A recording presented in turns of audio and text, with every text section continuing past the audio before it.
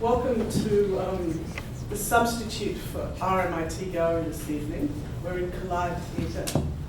And thank you all for coming from the gallery to here. The reason that we've changed is we had an overwhelming number of indications of attendance, some 80 plus RSVPs.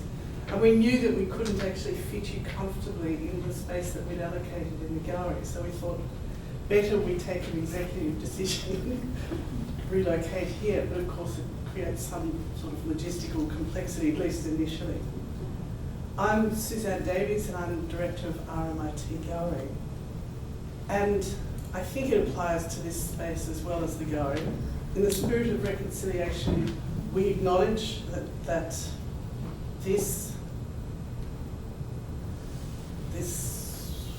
what is it, theatre, used to be theatre, is located on the land from which the Wurundjeri of the Kulin Nation are the traditional people. And we recognise the cultural and historical significance of this land to these people. Tonight, our esteemed panel, Dr Elizabeth Gower, artist, Dr Leslie Cannold, sitting next to Elizabeth, Sushi and Dr Meagan will be discussing women's power struggles across different generations and cultures, including sexual violence and intimate partner violence, the need to please and the ways in which the arts and the digital sphere provide an arena for women's voices to be heard. We planned to do this exhibition at the time, well, it preceded, in fact, the very high profile around issues of domestic violence.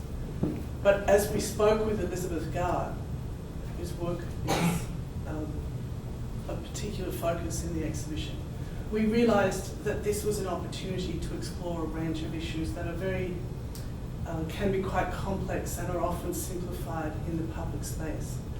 And so we thought we would take this opportunity to hear a number of well-informed, articulate voices to speak to different aspects of women's relationship to power. All these issues are explored poetically in the work of Elizabeth Gower, and you'll see resonances through other works in the exhibition. The format tonight is that each speaker will have 10 minutes, followed by 10 minutes of question and answer. And members of the public are invited to ask whatever you wish. We'll have 2 roving mics, and the staff will be, RMIT Gallery staff will be here to hand them around. The session is intended to conclude at 6:30, though it may run a little bit over, and we invite you to join us in the gallery afterwards if you wish to view the exhibitions. I have in my notes the instruction to hold up the catalogue. It's in bold. This is the catalogue for He Loves Me Not, featuring a thought-provoking and very beautiful essay written by Helen MacDonald, and it's available on sale in the gallery.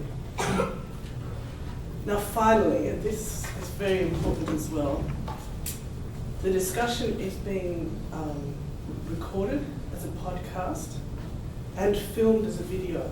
So we have two active cameras to my left.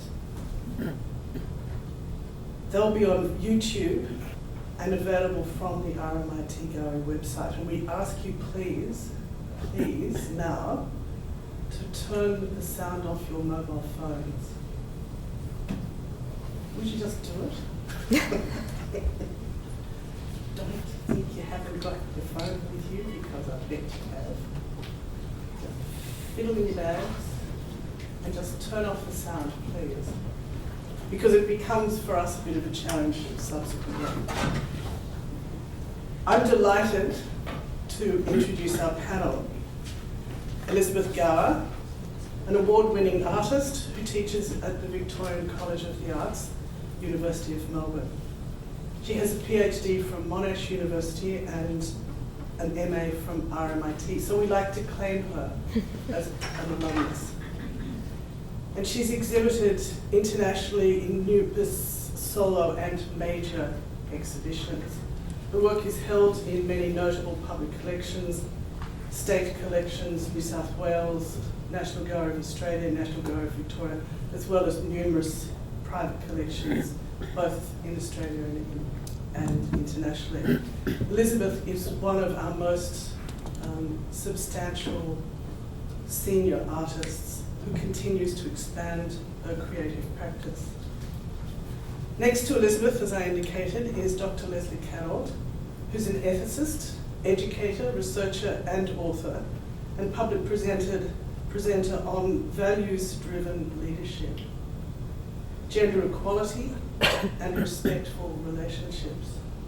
She's an adjunct associate professor at the Department of International Business and Asian Studies at Griffith University, and senior lecturer in gender leadership and social sustainability research at Monash University.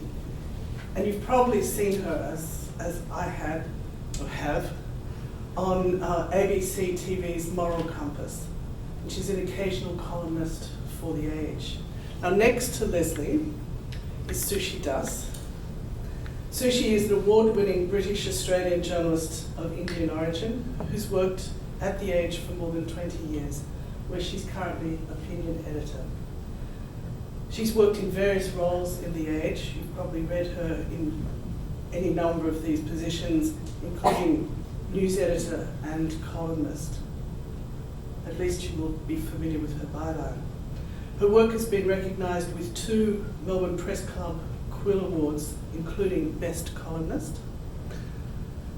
Her memoir, I love this, her memoir, Deranged Marriage, is published by Random House and is an affectionate memoir of growing up in London in the 1970s in an Indian household and avoiding an arranged marriage.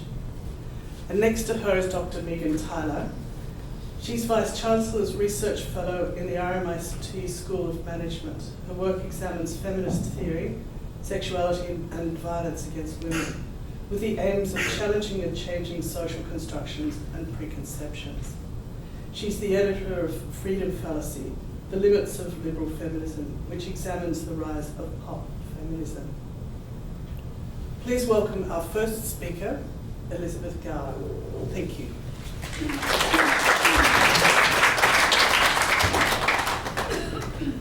I'm going to speak from the perspective of an artist, and I've just written down some things I was thinking about when I made the work and my intentions for the work. Can you all hear me? Yeah. Do you need that microphone a little bit? It's all been tested. It's being tested, is that okay? Yeah. That's good. He loves me not. I've written this phrase as a representative of and on behalf of women across cultures who are conditioned to seek approval, permission and sanction from the generic he. In the work I see the he as representative of the male presence in the form of the father, the brother, the boyfriend, the lover, the husband, the son, as well as the various concepts of a male deity. But the he can also be read more generally as the colleague and the boss, and in my case, the art critic and the audience, although perhaps not this audience. He loves me not. I belong to a generation of women who were initially brought up to seek approval and validation for their behaviour from a male. But later, as an artist and as a feminist, I resisted and re-evaluated this conditioning. Even so, like many women, at times I find myself seeking acknowledgement from the other, the person who you compare yourself to, value yourself in relation to. And I see this person as a generic he, because our society continues to maintain many patriarchal systems and power still rests in the he. He loves me not. The quality of women's lives, whether they get equal pay for equal work, whether laws are changed to protect them, whether their voice is heard, still tends to be in the hands of the he. The work therefore represents a continual pondering, a back and forth analysis of the consequences of our actions, appearances, opinions, they could determine whether he loves me or he loves me not. This continual appraisal is another way of questioning, am I valued? Am I doing the right thing? Am I safe? Should I be doing things differently?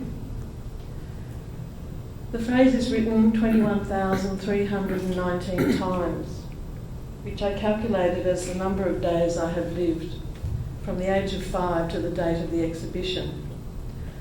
I remember quite vividly being 5 and becoming aware of my relationships with others in the family and at school, and realising that it was better to be liked than not. For example, at school I soon learned that if you spoke out of line or didn't do as you were told, you'd be smacked on the hands or the back of the legs with a ruler. So I think the he in this time was definitely the school teacher. At this stage I also became aware of my father as a distant member of the family and craved his attention. So calculating the number of days from this age coincides with a growing awareness of the world and one's place in it. He loves me not. But the work is not about my life or my generation per se. I believe it addresses the historic battle for recognition, but also an ongoing assessment by each consecutive generation of women. The repetition of the phrase on such an expansive scale therefore symbolically represents a lifetime of re-evaluation and wavering, as well as resilience and resolve, which I think represents the mindset and experience of many women. He loves me not. After the second wave of feminism in the 60s and 70s, which had brought about major shifts in consciousness, the comment, "we don't need feminism," premised on the belief that everything was fine, became quite a prevalent sentence. But over the last decade or so, there's been a definite re-evaluation of feminist theory and practice, and young women are now considering that maybe all isn't fine. I believe this is partly due to a response to reported increases in domestic violence, date rape, recent attacks on women in the streets, that remain manifest in our culture, and an awareness that women in other cultures are still struggling to attain the very basic of human rights. He loves me not. Many women's sense of self, independence and decisions about their own lives continue to be determined within a predominantly patriarchal system, which inevitably controls behaviour, dress code, opinion, employment and what a woman's role should or shouldn't be. Although in Australia women have gained substantial rights and freedoms, the pressure to conform to stereotypes of body image and youth in some ways can be more insidious. He loves me not takes on other meanings in this way. Desiring or complying to the current acceptable modes of femininity and womanhood and definitions of attractiveness is in fact indicative of a continuing search for approval from the generic he, which the popular media and big business of course tend to promote. Women therefore tend to overanalyse, and I speak for myself here, and question their own worth more so than men, at least in different ways. And women often go to great lengths to attain approval and validation. Consider, for example, the increase in cosmetic surgery. Weight loss industry is primarily supported by and promoted by female customers, to the female customer. He loves me not. In some societies, the behaviour and choices available to women are more restrictive and require cultural authorisation and consent. In fact, in many cultures, a woman's life itself can be determined by whether he loves me or he loves me not. In this context, the phrase has more negative connotations, in which the complex process of seeking approval and deferring to authority can lead to or signify the trauma of domestic instability and violence. So often we read that women don't leave an abusive relationship because they hope things will change, they blame themselves, they forgive, but often primarily because he said he loves me. It's a very complex and endless repetitive cycle, and the work identifies this dilemma. The meaning of he loves me not is therefore a lot broader than the romantic love that the premise is usually associated with. There is an obvious reference to the game of picking petals off a daisy while chanting the phrase he loves me not, to determine devotion and rejection, or rejection. But this game of subtraction results in an answer of sorts, based on chance. By contrast, the RMIT installation, the relentless addition and repetition of the phrase implies that there is actually no answer to be found. He loves me not. The monumental scale of the work, there's 20 panels, each of them are 6 metres high, rolled up currently to about 4 metres, amplifies the physical endurance associated with the task, the repetitive, cathartic, contemplative, burdensome, emotionally draining and physically tiring process of writing he loves me not 21,319 times also alludes to atonement for a misdemeanour, penance, or perhaps a form of exorcism. In addition to this, I have written the phrase in pencil, which can easily be erased, and contributes to the impermanence of the work and, by association, the futility of the process of continually seeking an answer that is unanswerable. Why would somebody do this? Why are we doing this? Why do we keep pondering the same immeasurable question over and over and over again? Why do women continually seek recognition and validation from the generic he? I've had a lot of conversations with people since the show's been up, and it actually has generated, almost every person I speak to tells me a story from their life or from their friends that is pondering this question over and over and over again. Why do we keep doing this? Why does it matter? So hopefully, in a way, this might be sort of a bit self-defeating for an artist to say this, but I hope actually the question is futile. That the process of doing this so many times will actually lead to an answer, I guess, in a way, that should be, why do we care? Shouldn't we just move on now?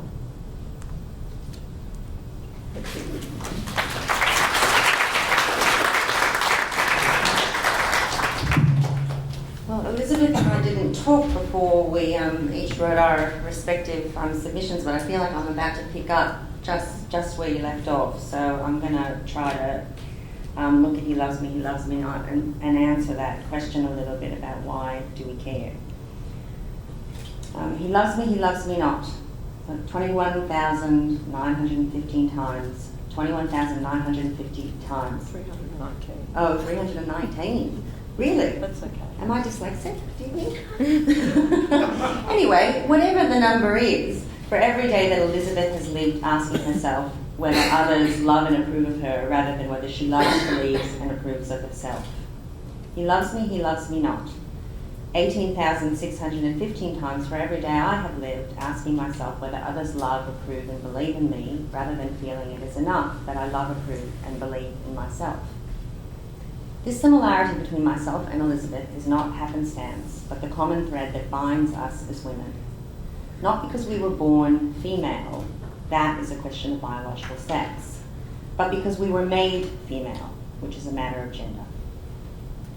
One is not born, but rather becomes a woman. Simone de Beauvoir wrote in The Second Sex, arguably the inciting text of the second wave feminist movement.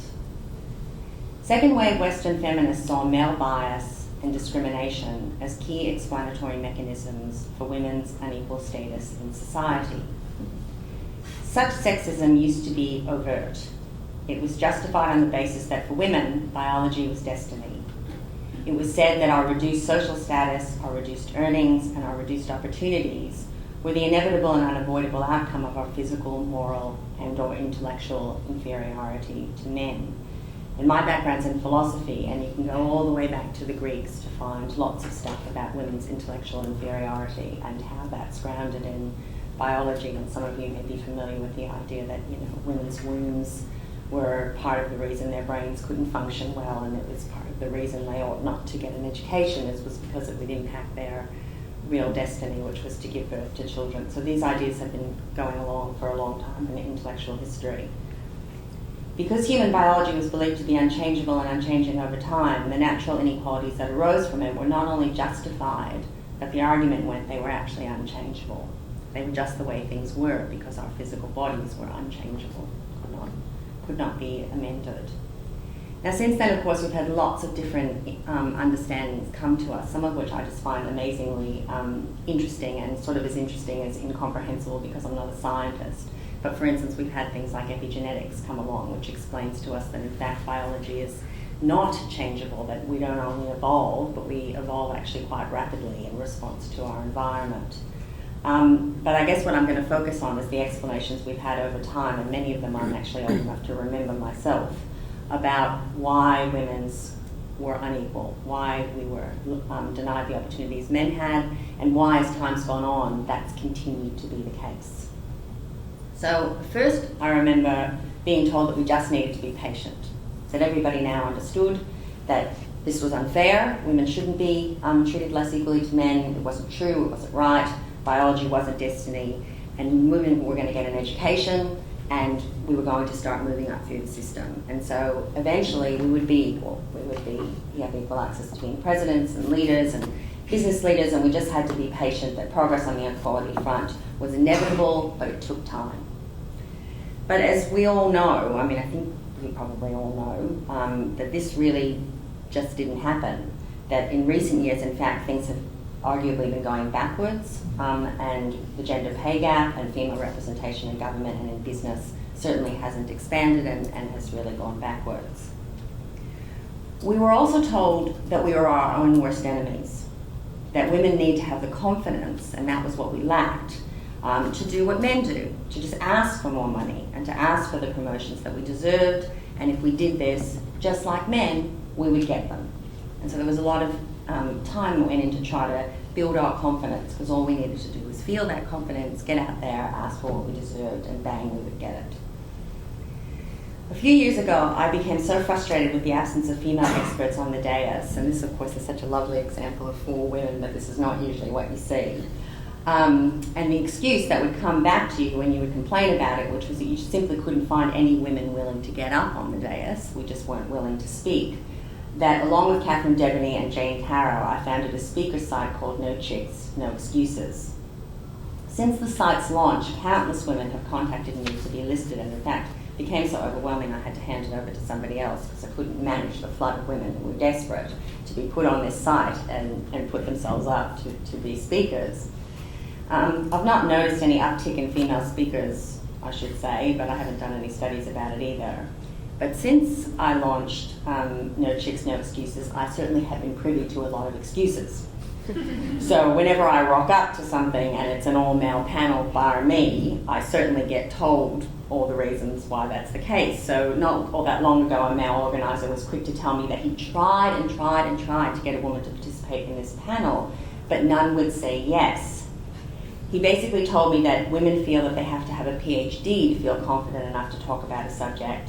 But in contrast, he said that when he rang up men, they would go, "Oh, look, I don't really know much about it, but sure, why not? I'll give it a go." And again, this was put up as the reason, that we lack confidence and that all we needed to do was stop thinking we needed to have a PhD and just get up on the dais, because of course the calls, our phones were ringing off the hook, and the problem was when we were being rung, we were just saying no. In the last few years, we've returned to the explanatory mechanism of bias, but this time we're focusing on unconscious bias. So we're not talking about the overt sort anymore, we're talking about things that are unconscious. So what is unconscious bias? Unconscious bias refers to a bias that we are unaware of and which happens outside of our control. It's a bias that happens automatically and is triggered by our brain making quick judgments and assessments of people and situations. and the judgments we make are influenced by our background, cultural environment, and personal experiences. Now, the advantage of unconscious bias as an explanation is that it takes motive out of the discussion. This stops the bad feeling that can arise between the genders when women feel that men are purposefully trying to keep them down. And because neither the intention nor even the consciousness that bias is there, men get defensive and feel quite falsely accused. Such bad feeling is a particular problem when you believe, as many feminists do, and I certainly do, that men are necessary allies in the fight for gender equality. In addition, when we take motive out of the game, it helps to explain how gender stereotypes don't just lead some men to discriminate against women, but can also lead to some women discriminating against other women, or to unconsciously limit ourselves. So we too hold unconscious bias about women and men, and we go about discriminating against other women. And this is a fact that we've known for a long time and women have found quite frustrating, and this is a theory that helps us to explain why that's happening. We also now have some very sophisticated studies that put paid to the blame the victim explanations of why women earn less, don't rise as high, and labour under inferior conditions, and don't end up on the dais when it's time to choose speakers. Yes, it's true that women are less likely to negotiate their salaries, working conditions, or promotions. This is indeed true. We do this less. We don't go out and drive a hard bargain when we get to our starting salaries, and that ends up starting us often less than the males, and over time that goes on, and so the argument goes. But here's something interesting. The reason that we don't do that we don't negotiate our starting salaries, our working conditions, or our promotion, is not so much that we lack confidence, or if we do, it's because we lack confidence for a very good reason. It turns out that women have a very sound understanding of the realities of the social and employment world in which we operate. We believe, correctly as a series of studies by researchers from Harvard and Carnegie Mellon show, that both male and female decision makers will respond negatively to any attempt to improve how we work or what we earn. So what that means is, what we found is, if we go into a negotiation, if we're, at say, a second interview for a job, and we say, what we'd like is a higher starting salary, we'd like, only to start in a couple of weeks because we've got a holiday, and we'd like to have every alternate Tuesday off because we look after our child, often what that does mean is we don't get the job. And the reason we don't do it is because we know that. Interestingly, female decision makers respond as badly when the negotiator is male. So if you're a female decision maker and a male actually says, I want more money and I want better working conditions, you don't like that either. You just don't like, if you're a female decision maker, anyone trying to make a better fist of it at the start. But if you're a male, and most of the decision makers are male, they only feel badly about it when women do it. And they only penalise women. Now that doesn't mean that when a male starts to do that negotiation, he necessarily gets his way with a male decision maker, but he also doesn't get penalised. The male decision maker doesn't think, gee, you've got a lot of cheek. But if it's a woman, and especially if she's trying to negotiate more money, he does have a problem with it, and he does penalise her. And the penalisation is often that she doesn't get the job. So we lack confidence, but we've got good reason. These studies reminded me of something I learned years ago about the workings of power in a world in which people of colour, women, and children, just as a few examples, are oppressed. It is the oppressed who must keep their eyes open and pay attention to the habits of the powerful. They must do this to understand how the powerful operate and how the powerful think. Knowing and understanding and using this insight to modify one's own behaviours to keep clear of trouble, to avoid antagonising the bear, is the main power that the powerless actually have. Thus, in a racist society, black people well understand and can describe the ways of white people, but white people often have very little understanding of black people. This reality was recently summed up by a black person when he said, if you have to ask what white privilege is, then you have it. All of this returns us to the theme of approval in Elizabeth's work, and the sophisticated way that Elizabeth attempts to make sense of how women's search for approval has shaped women's lives and the relationships we have with others and with ourselves. The results of these studies and the work on unconscious bias allows us to question whether the problem is that women are overly focused on seeking the approval of others, or whether the real problem is that women live in a world where approval seeking is what any woman who wants to get ahead must do.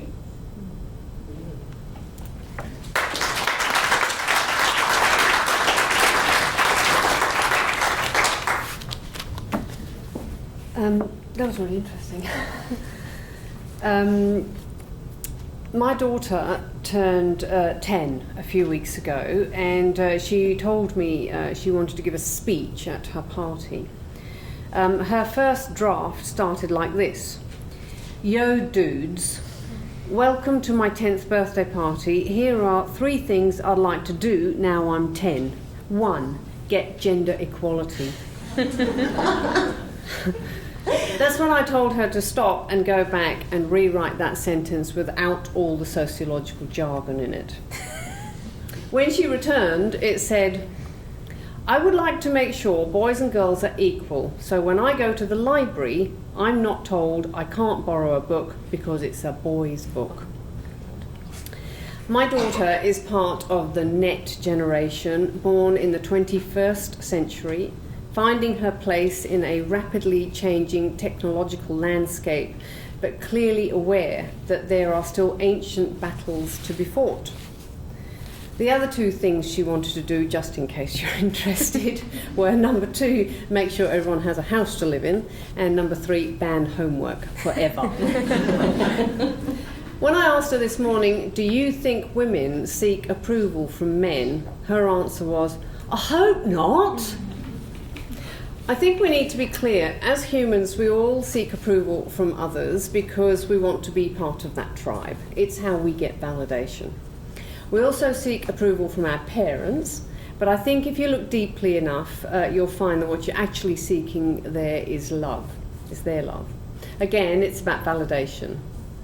On the issue of seeking approval from the other gender, women seek the approval of men to a much greater extent than men seek the approval of women. And yes, it's about validation. Now, we could ask, whose fault is that?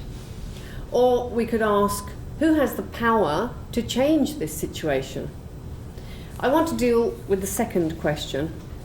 We can all sit around talking about how the socialisation of women since the year dot has made us who we are. But I've had those conversations many times over a very long period of time. I am so bored with them. I'm so bored. We know men are the problem. We know they've got to change. And we know they're digging in their heels because their mindset is not changing fast enough. Quite frankly, I'm sick of waiting for them. And I don't buy into the idea that we have to take men along with us, include them in the journey, in the conversation. As a group, they've shown they are unreliable as agents of change in women's lives. But there are things women can do. And most importantly, they must be aware that they are not equal to men and that they still seek men's approval. Yes, I'm talking to all those young women out there who think that the word feminist is redundant. Sorry, girls. 18% gender pay gap, inadequate childcare, inflexible employers, poor representation in parliament and at board level, blah, blah, blah. I know you've heard it all before. And that's just Western countries. You only have to listen to Donald Trump to know that this fight, the fight that started in the 70s, is not over yet. Women seek approval from men through the clothes they wear, the makeup that they wear, by aiming to be the perfect wife, by thinking that the fastest way to a man's heart is through his stomach. We all know that the fastest way to a man's heart is through his chest. Sorry, when I see women tottering around in those ridiculous, super high-heeled shoes that they're clearly not comfortable in, I see a powerful symbol of that group of women who have allowed men to make fools of them. When I see women obsessing over body image, I feel angry. And by the way, I'm not talking about anorexia because that is a mental disorder. When women don't push back, when they don't speak up, when they don't lean in, or whatever you want to call it, we all take one step back. I think men know we don't need their approval. It's women who need convincing. We simply don't need to be appealing to men. The fact that the idea that feminism needs to be appealing to men, or that men should be central to its progress, are anti-feminist ideas in themselves. If you want men to change their mindset, and that is what we're trying to achieve here, we women have to show each other that we too are ready to change our mindset. It's not easy, I know that, because we're fighting centuries of subjugation in the East and the West. But we do at least have to be aware of it. I've been seeking approval from men all my life because that's how I was brought up. In an Indian family, living in London, where the expectation was that I will dress modestly at all times, marry who my father chose for me, enter a profession that allowed me to have children and look after my husband and his parents. I'm afraid I didn't do any of those things because I actively chose to reject them. I don't do subjugation. My mum, in turn, born in India 70 years ago, was brought up to believe she must marry who she was told to, cover her head in the presence of men, be pious, be a good cook, dress modestly, speak softly, tie her hair back, never look at her father directly in the eye, adopt a subservient stance in the presence of menfolk, etc., etc. You know the rest. She did all of those things. Duty, obligation, service, and modesty. These are, many women in the East are programmed like that. In the West, some women still see marriage as the pinnacle of validation. So profound and widespread has been the socialization of women in the East and the West that it is seared into a really ancient part of their cerebellum, that they actually are not the decision makers. They are not the influencers, nor the adjudicators, and not the people who really matter. It's understandable how eventually they become so crushed. They not only seek approval from their parents, but approval from everyone. Their bosses, their friends, their boyfriends, their husbands, and even their children. And without that approval, they deem themselves to be, worthless. And this seeking of approval crosses borders, cultures, and ethnicity. We have to be aware of what is happening here. We have to ask ourselves, what part are women playing in changing the way women are socialised?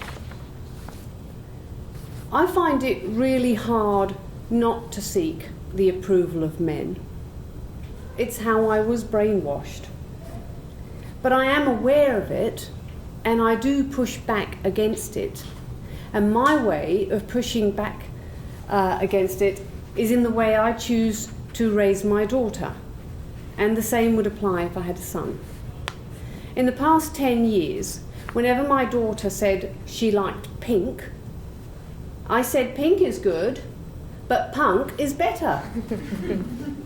And when she said, I want to be a teacher, I said, that's a great profession to choose, but have you thought about being a computer engineer? And when she tells me she's really into Taylor Swift, I say, yes, she's really talented. And what do you think about Bruno Mars and Mark Ronson? These are trifling examples in themselves, but the point I'm trying to make is that it's in the detail of our daily lives. I spend a lot of time offering my daughter alternatives. I see that as the best way to challenge the ideas she picks up at school, from TV, in books, from her friends, from her teachers, from adverts, from magazines, from the internet, and through the way we use the English language. I alone can't change men's mindsets. I alone can't change the way women are. But I can change me, set in my ways though I am. And I can influence the next generation by guiding my daughter. So I will do everything in my power to make sure that girls like my daughter do not grow up seeking the approval of men. In my family, it has taken at least 2 generations to start the process of changing the lives of women that I'm related to. My daughter's life should not have to be another tiny incremental step towards equality. And that's what motivates me to do whatever I can to set her free.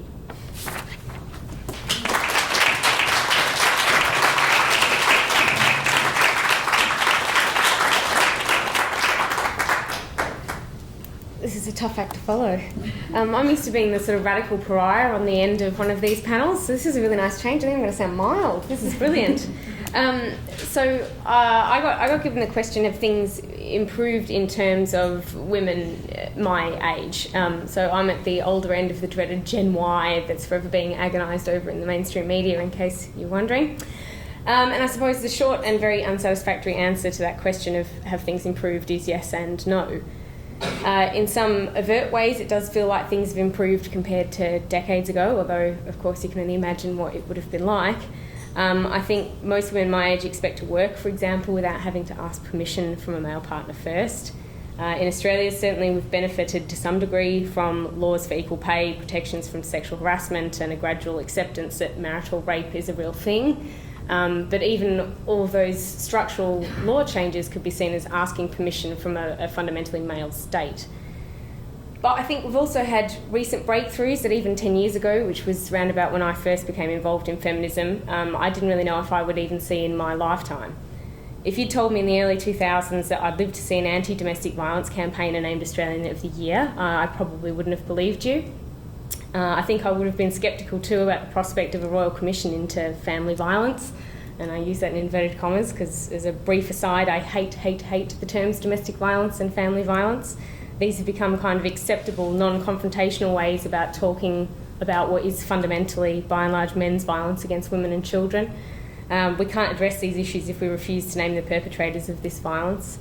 And that in itself, I think, is still a very broad example of the need for male approval, that we've had to make these things palatable in some way, so as not to name men as the perpetrators of this violence. There's kind of this message of don't upset men too much or they might not be nice to us. And that, I think, is a message that hasn't really changed. I think the way the message is delivered is different and has morphed over time. It may even be more subtle, but it's fundamentally still there. Indeed, thinking about this exhibition, after I came to see it a couple of weeks ago, it's kind of stayed with me. I think it's very powerful. It made me think about a number of key feminist ideas. I'm an academic, so I'm going to fall back on other people's ideas constantly. And the first one was a really famous quote from Catherine McKinnon, and in Towards a Feminist Theory of the State, she says, "All women live in sexual objectification the way fish live in water. Given the statistical realities, all women live all the time under a shadow of the threat of sexual abuse. The question is, what can life as a woman mean? What can sex mean in a rape culture?" And I've always been really drawn to her fish in water metaphor as a way of describing that patriarchy is so all-pervasive as to be almost invisible. If we're swimming around in it all the time, we often forget it's there. And it was that quote that came back to me walking through the he loves me not panels. That constant questioning, that constant need for male approval is pervasive and a repetitive part of everyday life for women living in heteropatriarchy. And it's in this sense, in terms of the meaning of male power and heterosexuality, that I think, to a degree at least, things are potentially worse for women of my age. I've grown up with the complete normalisation of pornography, for example. There's a few people who know me in the audience who are probably going to be horrified at this, knowing me now, but my teenage self was so co-opted by the porn industry propaganda that I was receiving that at 17 I desperately wanted to go out and buy a Playboy bunny t-shirt that I was very proud of. And I can't imagine kind of something that screams more need for male approval than wearing something that Hugh Hefner wanted women to wear. And indeed, women of my age seem to accept that they will have partners who watch pornography on a regular or semi-regular basis. For heterosexual women younger than me, my undergraduate students, for example, there's a mix of resignation and fury, I think fortunately on the fury front, about the fact that they're dating men who've watched often violent pornography since before their adolescence. So I think the dominant cultural narratives about heterosexuality and about women's assumed need for a male partner and expectations about how women should look and act in heterosexual sex are just as problematic, if not more so, than they have been in recent decades past. I think we still suffer terribly from the male in the head. And that's one of the other concepts that kept kind of swirling around my head when thinking about this exhibition and the questions we were given here tonight. That constant questioning and internalised need for male approval in terms of performing heterosexuality, I think, was brilliantly described by a bunch of English feminist scholars as the male in the head in their study of why heterosexual Brits were falling behind in safe sex practices in the 1990s. At the outset of their final report, the researchers note their initial belief that they would find these opposing forces of masculinity and femininity sort of colliding in heterosexual negotiations around safe sex. And instead they concluded that, and I'm going to quote again here, heterosexuality is not, as it appears to be, masculinity and femininity in opposition. It is masculinity. Within this masculine heterosexuality, women's desires and the possibility of female resistance are potentially unruly forces to be disciplined and controlled, if necessary, by violence. In the end, they talk about the need to understand the male in the head as the surveillance power of male-dominated and institutionalised heterosexuality, as opposed to the man in the bed of everyday experience. And I think we are still very much socialised to carry around a male in the head, if not at all times. And that brings me to the final idea that I kept coming back to while mulling over my thoughts from the exhibition, and that was Dee Graham's notion of loving to survive. Her book, by that title, is an incredibly powerful read. And basically she puts forward the idea of societal Stockholm syndrome. So the basic idea of of Stockholm syndrome, the initial idea of Stockholm syndrome being that victims can form emotional bonds or even potentially fall in love with their abusers, particularly in captive situations, and that victims tend to overemphasise any signs of kindness, misinterpreting them as a display of love from their captor. Graham extrapolates this out to a cultural level. Like McKinnon, she says all women live in a society where there's a very real threat of sexual violence, and that violence is most likely to be perpetrated against them by a current or former partner. But if all heterosexual women walked around with that knowledge at the forefront of our minds every day, could we actually get through day-to-day life? Could I enter into a new relationship if on every date I thought, oh goody, am I interviewing my potential next rapist? Could I go home to the relationship I'm currently in and lie in bed at night thinking this man is probably the most likely man in my life to rape me? In this situation of fundamental power imbalance, Graham says women as a class love men as a class as a kind of unconscious survival strategy. That like hostages who work to placate their captors, women work to please men, largely through the performance of femininity, and that stereotypically feminine behaviour is basically a set of small survival strategies. What appeals to me on one level about this analysis, as bleak as I think it is that it's structural. It's not about blaming individual women for their circumstances or weighing up individual choices about good or bad heterosexual relationships. It's about the structure of heterosexuality itself, how it's underpinned by male power, and how the need for male approval is not an issue of the personal failing of women. And even though that too, I think, is pretty bleak, there's something about really confronting that bleakness and both the monotony and embeddedness of women's need for men's love that gives me hope, because we can't move forward if we can't even admit where we are. So I did kind of want to finish on a hopeful note, and I quite like using this quote too because it's from Andrew Dworkin, who is often maligned as the epitome of a man-hating feminist. Yet I think if you actually read her works, she had a lot of faith in men and men's ability to change, and a lot of faith that the dominant construction of heterosexuality could change for the better. These things aren't essential, they're not biologically determined, that social movements can have some impact. And in one of her most famous works, Intercourse, she says, "Visions of a humane sensuality based in equality are the aspiration of women, and even the nightmare of sexual inferiority does not seem to kill them. They're not searching analyses, they're deep humane dreams that repudiate the rapist as the final arbiter of reality. They are an underground resistance to both inferiority and brutality, visions that sustain life and further endurance." And as I see what looks to be a new wave of feminist activism breaking at various places across the globe, I really hope that that underground resistance is growing again.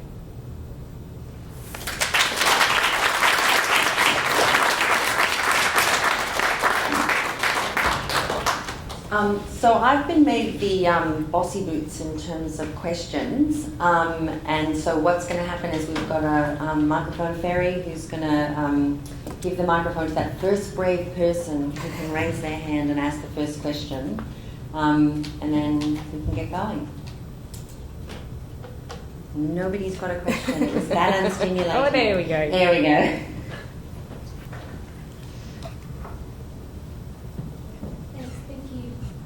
Thanks, that was terrific. I suppose that it seems to me like there's kind of contradiction. Although we're socially encouraged to seek approval, it seems to me like also we shouldn't want to seek approval. So I wonder if that's part of what's preventing us from coming to consciousness that we are in fact doing that, and so preventing us from not doing that anymore. Okay, does somebody want to comment on that? I think, the notion of approval as in, living in society, obviously we all want approval as the tribe, I think someone mentioned. I think the difference is that it's not necessary to want that much approval, and I think it's a fine line between just approval of, don't go through the red light, don't don't drive on the bike track is okay because you want approval of society. But I think the issue is that it's affecting the way women see themselves, and that we don't really need to go that far into that approval side of it. So what was the question again, actually? I was more thinking that it seems like it's not okay for us to be seen or to want to see ourselves as seeking approval. There's something undignified about that. At the same time, we're actually being encouraged implicitly to do that. And is that part of what's going on in us not seeing ourselves as doing that? Like, is that why we say things like, "Oh, I'm not doing it for him, I'm doing it for me"? Yeah, the kind of choice narratives. Sorry, I articulated that really badly. No, that's. I think I understand a bit better what you're saying.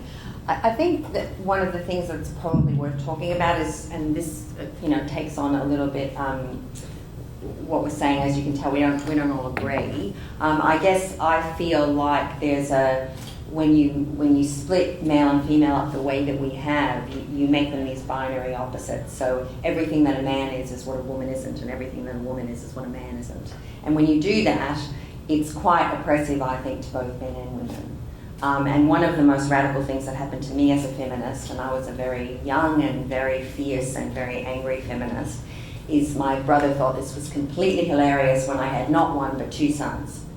And he thought that was going to really radicalise me and change my views about things. And he was right, it did. Because when you have a child who is as yet, unmarked, except for the marking you're about to do to them, and of course, the minute children come into the world, they're being acculturated. But nonetheless, you can see the sweetness of a child. And you can see what happens when you raise a child in a way that's different. And I guess I felt really a lot of pain for my sons as they began to learn what masculinity was.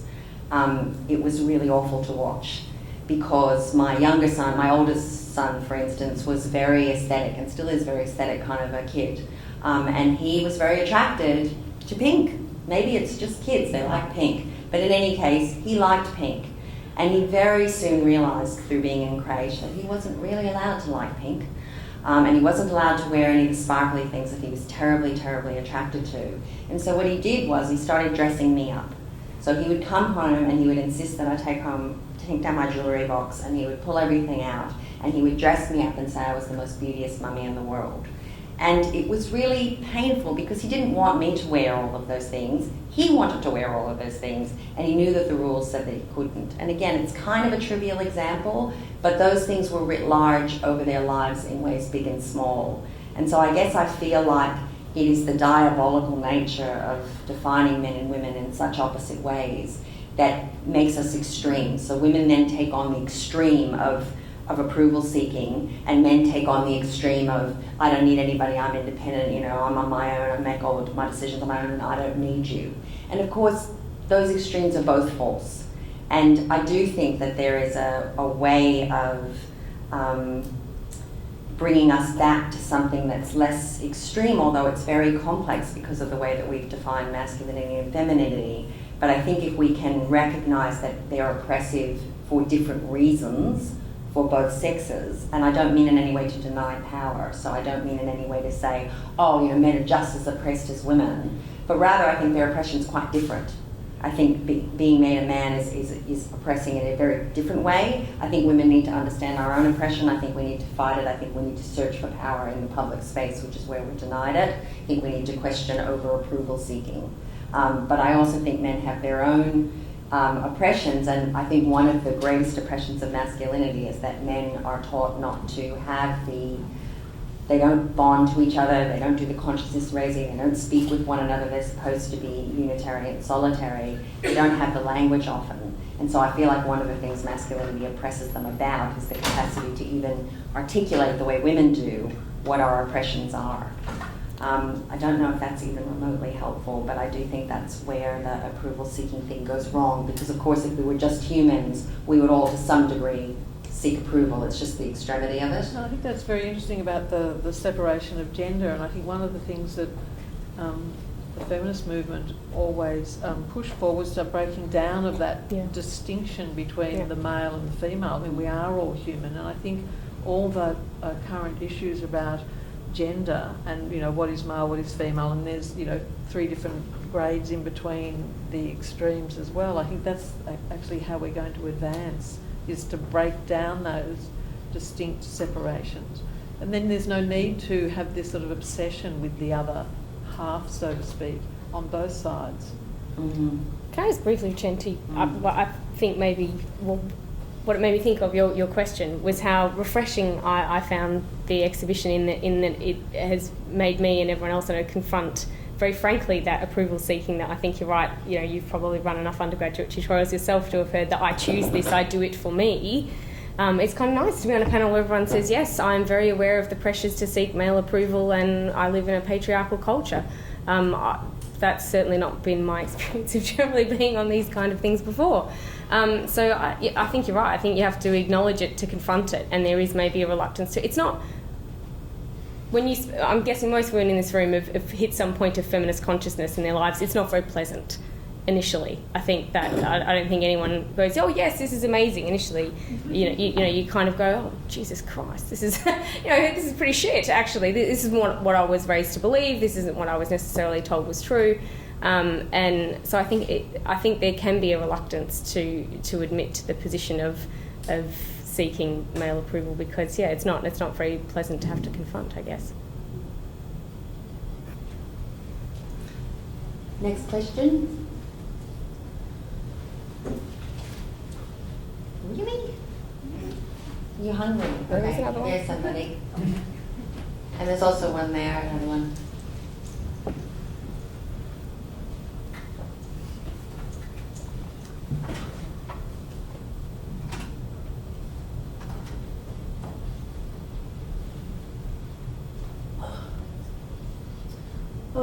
You talked about on the end. Sorry. Meagan? Yeah.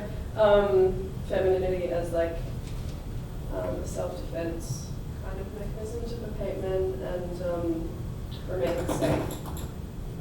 So how do we remain safe while challenging those kind of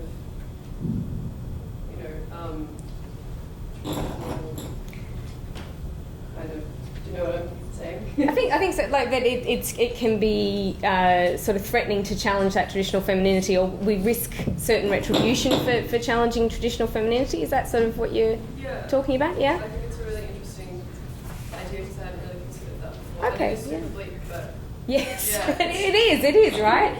And I think. I mean, it's very challenging. I find her ideas still very challenging, but fascinating and insightful. And I guess it is the realisation, and this is driven at somewhat in the book too, that the idea that performing femininity right will keep you safe is a lie. And women don't get raped because they perform femininity badly. They don't get beaten because they perform femininity badly. It's a structure of power that creates that situation. So I guess that can be kind of freeing in a way. It's still not very nice because then, okay, there's no strategy ideally to keep you safe. Yeah, exactly. And I think there are certainly times you risk retribution as well, quite overt retribution for breaking out of those gender norms. But I guess you do have to recognise that staying in them isn't a safe place either. And just like she says, the captive thinking that their captor loves them is an illusion created to survive. And I guess it's the same thing. We I think are raised to believe, we still get these messages, right, about if you don't wear the short skirt, if you don't drink, if you don't go out late at night, if you don't hang out with the wrong boys, it won't happen to you. And I think we are working towards a greater consciousness of that just being totally wrong. It's still very incremental, it's still very slow.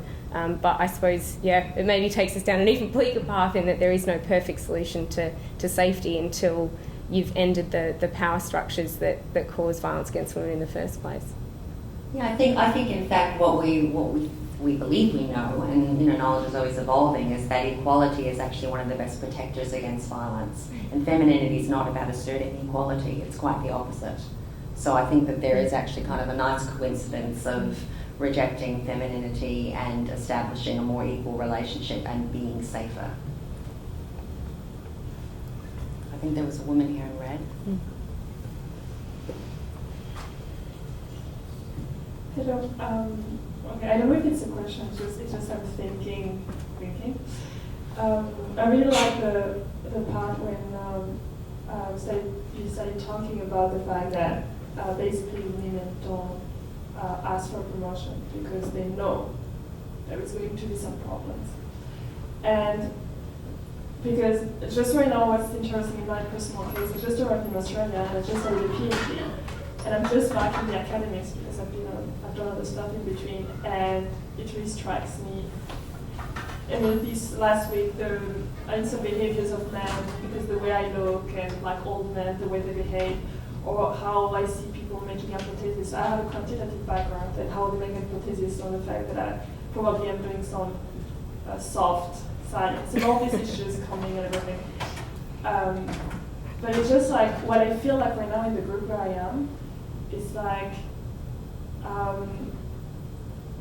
so when you talk about seeking approval or lack of confidence on anything, like I have all that, like any woman, but I also have the feeling more and more these days that whatever I may do, it's never going to be enough. Like somehow, I don't know how to say that in English, but somehow the rules are biased from the beginning. And one of the options, I know how to make things simpler. It's like more or less to behave more like a man, like the way I should talk, the way I should behave, and somehow I'm also tired of that. I just would like to be the way I am, and a bit messy and everything. And it's just, I don't really know how to deal with that, because we also say like if we want things to move, we need women that go up and up, and for that you need somehow to sacrifice and adapt to the way it is, and somehow it's upset me because you lose if you're just already behaving like a man or anything. It's like in you that I don't know if I'm clear or not, but that's more or less what You're making complete and total sense, and it is really confusing. And some of the things, so when I thought about what I was going to say, thought about whether or not I was going to talk about those studies, because they're dark. They're dark studies. It would be a lot easier, it's a lot more empowering for the problem to be ours. It's actually more empowering to say, you know what the problem is? We lack confidence. All we need is some confidence boosting lessons we all just need together, be more assertive, it's in our hands, and bang, we're going to fix it. And you're right, we need to feel that way to fight. You know, it's not empowering to say to people, actually, it's really complicated. But on the other hand, I do think it is a little bit empowering to realize that our intuitions about things are not coming out of nowhere. So the fact that we may not demonstrate confidence in certain situations where we may not ask for a salary rise, instead of us feeling like, oh, it's all our fault. You know, the reason we don't have a salary rise is because we didn't ask and all we had to do was ask. So there is a kind of an empowerment in knowing this is really messy, it's really complicated, and it's not clear what the right steps are. So you're confused, everyone's confused. You know, it's not clear what the right answers are. There is something, and I think Elizabeth is absolutely right, there is some truth in coming to your own sort of understanding of what you do, why you do it, and how much you feel like going on to do it. And then there's some complexity around trying to work out what the real world consequences of that might be. And maybe you'll want to take them in some situations, and maybe you won't want to take them in others. And I don't think you need to feel, I guess my only sense of it is you don't need to feel like you've let down the sisterhood and you've failed, you know, the quest for equality, and if you don't make the brave move every second, you're to blame when we don't go forward. You know, I think this is an incremental journey, and sometimes we need to make tactical moves, sometimes we need to retreat a few steps before we can go forward. So I do think we're obliged ultimately as women to get involved, do something, try to make the world a better place for Sushi's daughter and all the other girls that are coming up, but not every second of the day, you know. And I do think there is something in acknowledging that we're living in a sexist world, we're realizing that we're trying to make the best move kind of overall from A to B, and so on some days it might be to go to the left, you know, and some days it might be to step back and then move forward. I don't know if that's helpful. Can I just say, I think it is empowering to challenge the framework and challenge the way things are. That does make you feel empowered.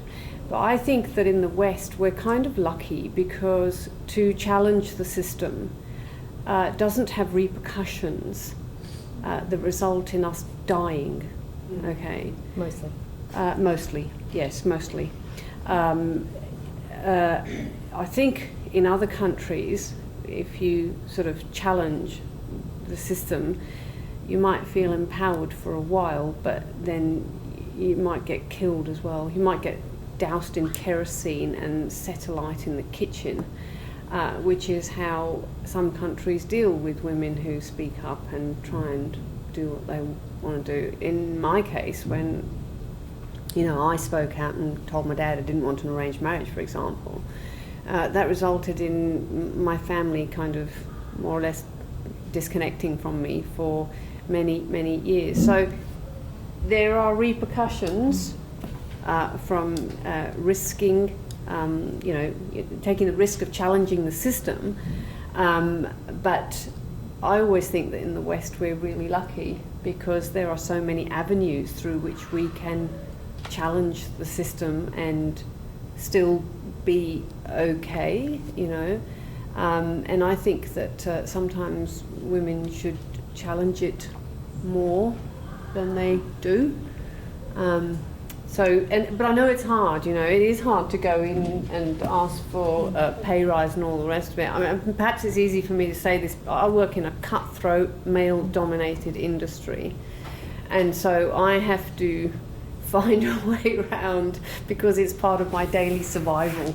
Because if I don't, so sometimes I think, well, okay, this is how I've tried to deal with things at work, and I wish more women gave it a go, Well, it's helpful if you feel part of something, isn't it? It's very hard to do it on your own, like as It's an very individual. hard. It helps Yeah. you feel part of a movement, and that you have some agreement, I think, with other women about what you're trying to achieve, and that you can support each other in that challenging. And That's right. I mean, sorry, can I just give you an example? Every morning I have to go into a conference on a round table which has about 12 men sitting there.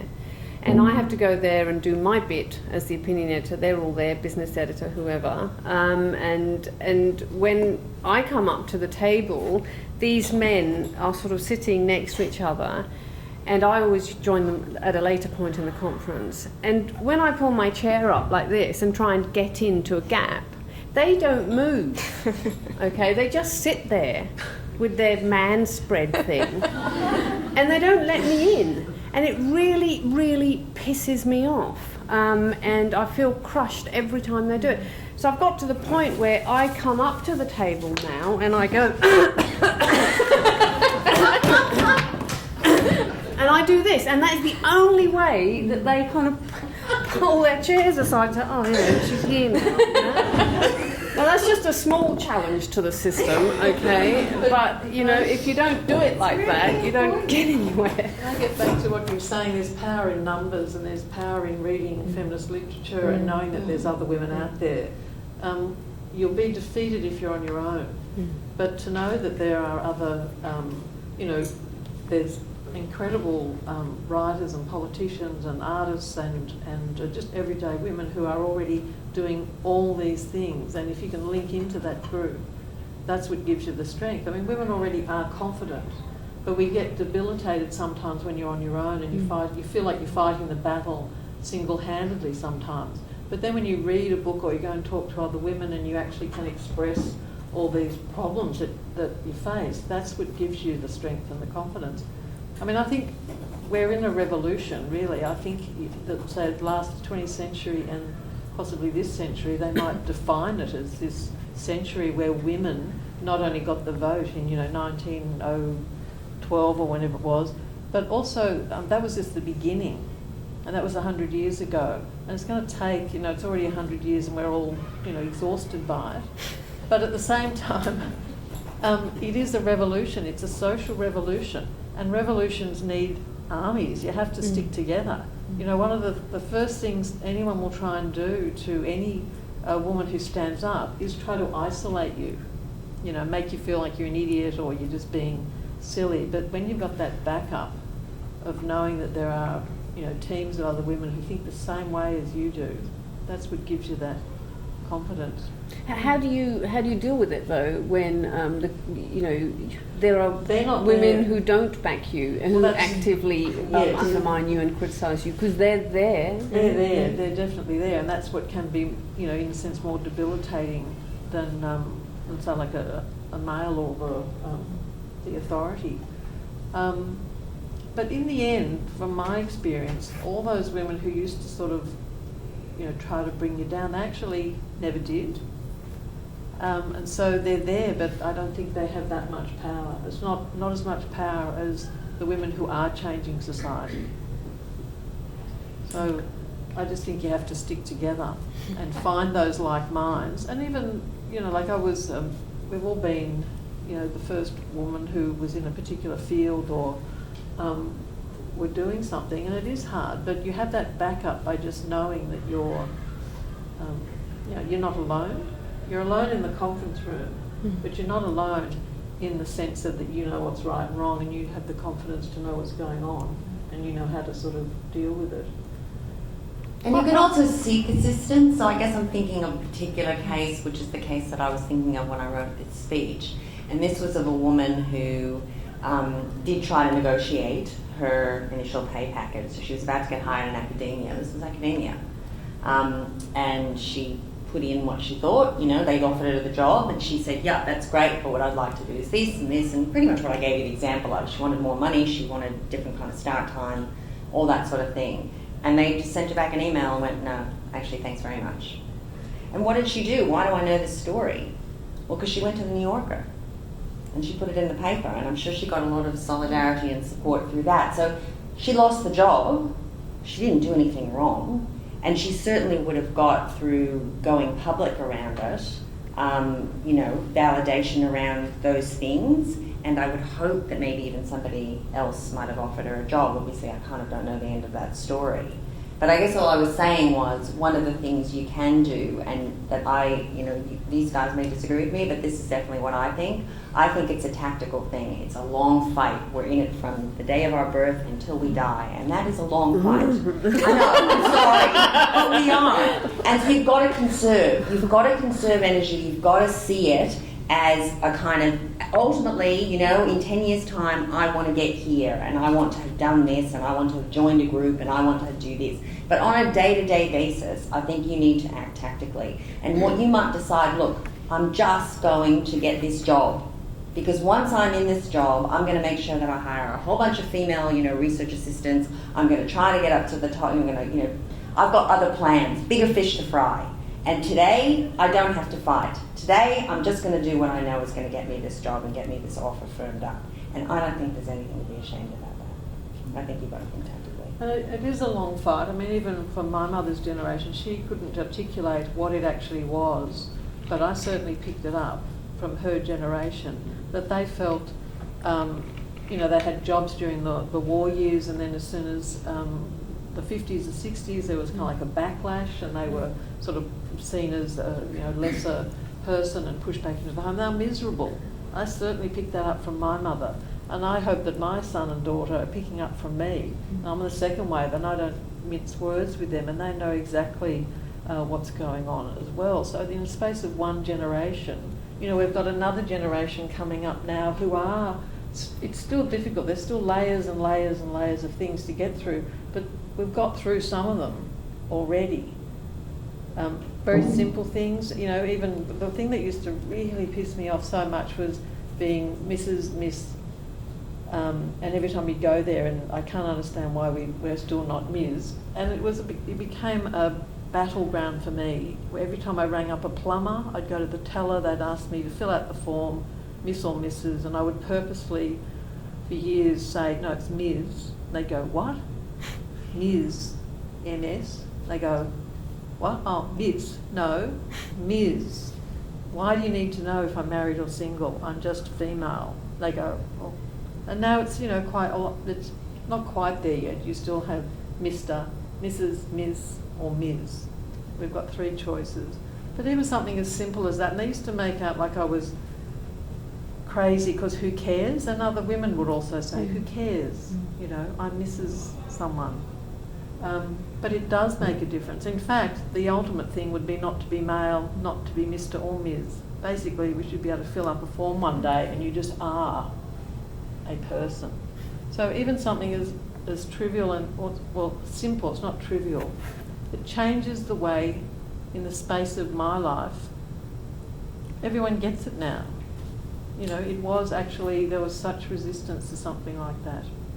And it's one advantage of being older, isn't it, that you get the longer view. And so I think it's really important that at younger age you see the things that are wrong and you want to change them, because that's the only way things go forward. But I've written a novel about a woman living 2,000 years ago, and it's kind of reminding me of what Sushi was saying, because if you really want to know what it was like for women 2,000 years ago, you just have to look into other parts of the world, because it's still like that. And so when you take that long view of kind of how far we've come, that's not to say we shouldn't still be restless and angry about what we still have to do, but it is good every once in a while to have a perspective that says, you know what, it changes slowly, and it's 1 step forward, 2 steps forward, and 1 step back, and that's insanely frustrating, but it is moving. It is slowly chugging along. And you want to do your bit and raise daughters that are equally as discontented and restless, because that will move it the next step.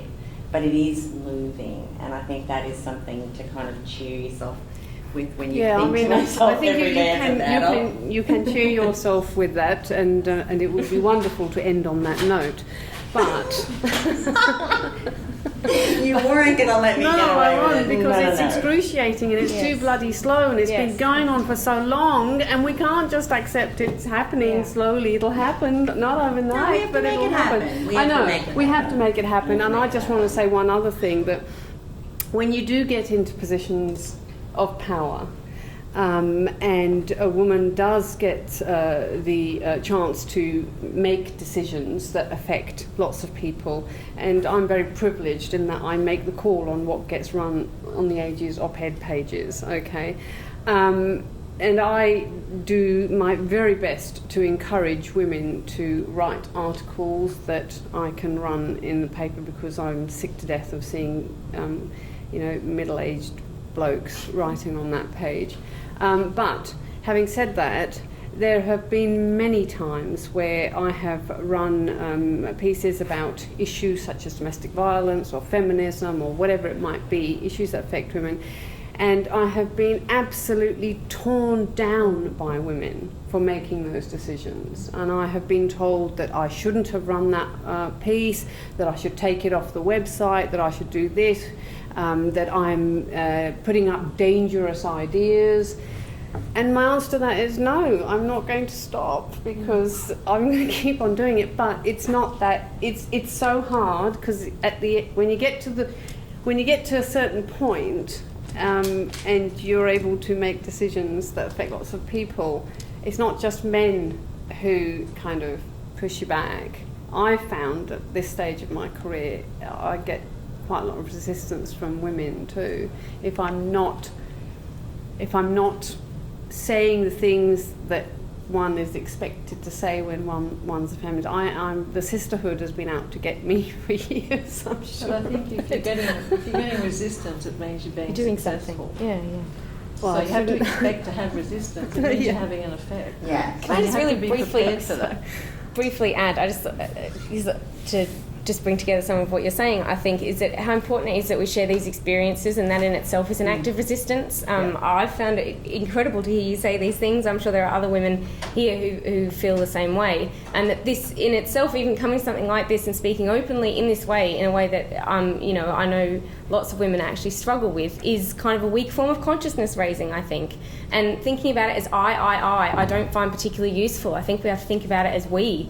And I think you have to be able to embrace your anger and move for change in order to make that happen as a group. I think if you put it all on your individual shoulders and think about it as individual decision making, it will eat you up. And so sharing those experiences and realising that in some ways you have a shared common condition, I think, can be very powerful. Okay, well, I was supposed to wrap it up, but I can't do any better than that. So I'm going to leave it at that, and I want to thank you all for coming tonight, and turn back to you, is that right? Meagan Tyler, Sushi does, Leslie Cannold, Elizabeth Gower, thank you all very much for speaking as forthrightly as you have. I personally am looking forward to re-listening to this, because there are differences, significant differences, but each of you has given a particular perspective that is highly resonant for me at the stage that I am in my life. And having sat on boards and spent a reasonable time in South Asia, there are so many things that I feel that I need to reflect on. I think it's been a very rewarding evening. Ladies and gentlemen, can we thank our speakers again?